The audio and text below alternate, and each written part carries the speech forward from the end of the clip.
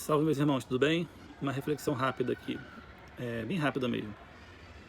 É, Quando a gente está, enfim, numa fase, digamos, muito boa, né? Aí você que está me ouvindo, pode levar isso para um âmbito do seu trabalho, sua família, seu relacionamento, qualquer coisa que você esteja fazendo na sua vida.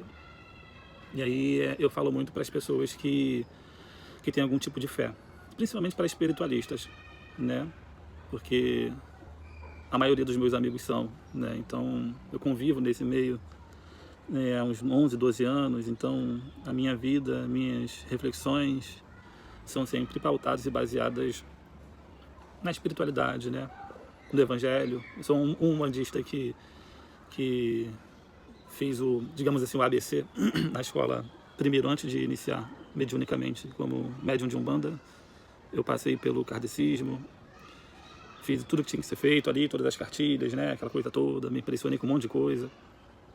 É natural de quem está começando, né, isso há muito tempo atrás. E aí a gente sabe que, da mesma forma que existe a nossa espiritualidade, né, os trabalhadores do bem, de luz que atuam, principalmente aí na crosta terrestre, né, que, enfim, um planeta de expiação, um planeta ainda de uma dimensão que ainda está em evolução, né? Enfim, resumidamente, o planeta Terra é um planeta de expiação, né, de prova.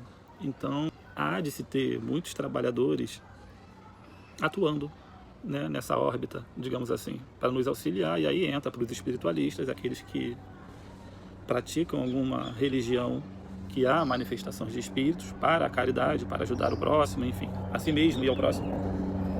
Esses espíritos trabalhadores, eles existem, né? Mas também existem outros tipos de trabalhadores. Na verdade, fazendo uma comparação com a rua, né? Alguns vão me entender o que eu estou falando aqui. A rua tem de tudo, né? Na rua tem a polícia, tem pessoas de bem trabalhando de lá para cá, mas também tem muita gente ruim. Então eu encaro assim, como se a espiritualidade nessa parte mais próxima do planeta Terra é como se fosse uma grande estrada. E nessa estrada você pode ter pessoas de bem, pessoas do mal, podem ter trabalhadores, né, digamos assim, anjos da guarda, para quem gosta do termo, né, seus guias espirituais, quem acompanha você de alguma forma, mas também tem outros por aí. E é por isso que a gente tem que estar sempre vigilante.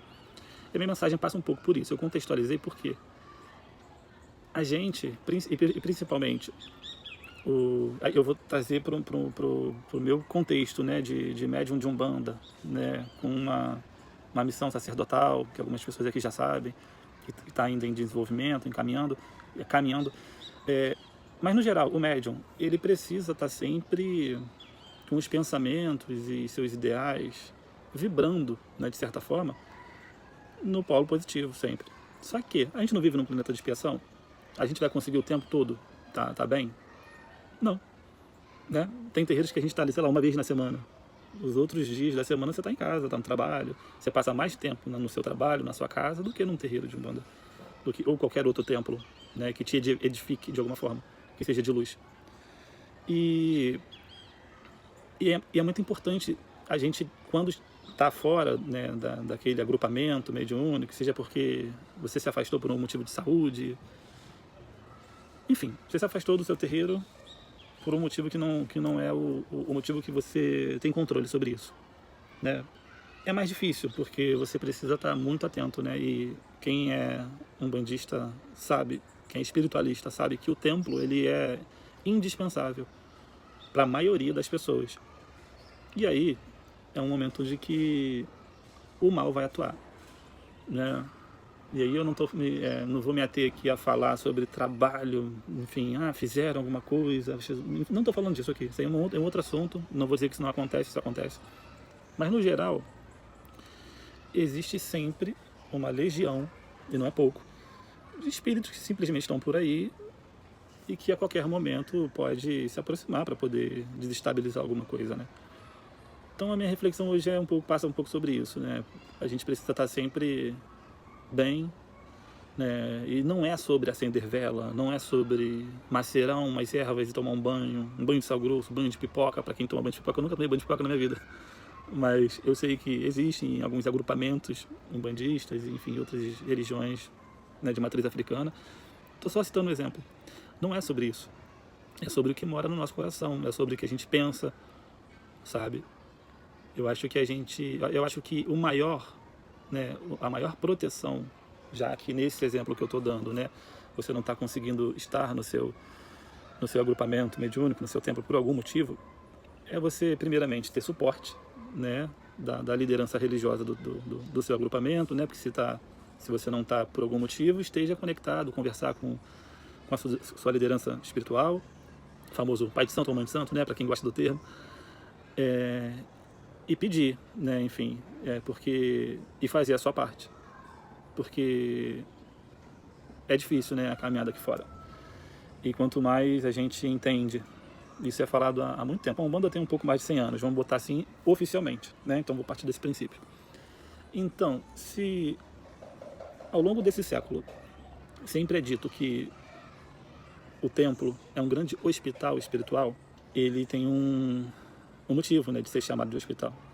Todos nós somos pacientes, né? A gente, por diferentes motivos, pessoas procuram um templo espiritualista, uma igreja que seja, enfim, quem não é espiritualista, mas estou falando de um modo geral.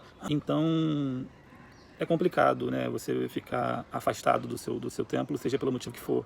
E como eu falei no início, alguns motivos eles nem passam por escolha sua, você só precisa esperar. E nesse momento é um momento que a gente deve fortalecer, né, a nossa cabeça, o nosso coração. Se você é um espiritualista, um bandista com base kardecista, siga, né, os ensinamentos, leia o Evangelho, né, se mantenha conectado com leituras edificantes. A gente tem uma gama de autores aí, de médiuns que psicografaram várias obras, não só no kardecismo, mas também, né, autores umbandistas. Só estou dando um exemplo, né? Acenda sua vela, tome o seu banho. Mas eu lembro que eu falei, não é sobre só fazer essas coisas. O principal está dentro da gente. E quando a gente está desorganizado, é muito mais fácil pro mal atuar de alguma forma. Então, aquelas frases como, que eu não concordo muito, mas eu entendo, porque culturalmente isso vende, né? Que é quem me protege não dorme. E por aí vai, as frases, né? Não acho que é bem por aí. Porque a maior proteção, ela é feita por você mesmo.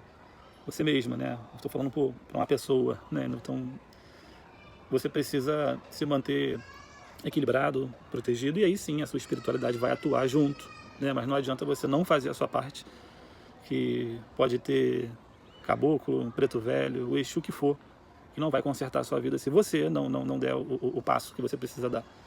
Então é só uma reflexão, já vão aqui 10 minutos de vídeo, e enfim, nesse tempo aí que você está, por algum motivo, afastado da espiritualidade, pode ser que você nem seja atuante, ativo num templo, você não vai à igreja, você não vai ao terreiro de candomblé, de umbanda, seja qual for a sua religião.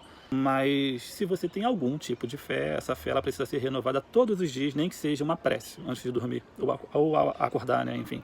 Enfim, eu estou falando demais aqui, é só uma reflexão, e eu espero que nesse tempo você se fortaleça cada vez mais, e que você não tenha dúvida de que quem escolheu trabalhar com você, andar junto com você, sempre estará junto com você, independente de qualquer coisa. Você que não pode se distanciar da sua espiritualidade, né, vibrando em outro polo, né? Às vezes, já falei sobre isso aqui, às vezes está nutrindo um sentimento que não é legal por outra pessoa, no ambiente de trabalho, na vida, na família, essas coisas não, sabe, é perda de tempo.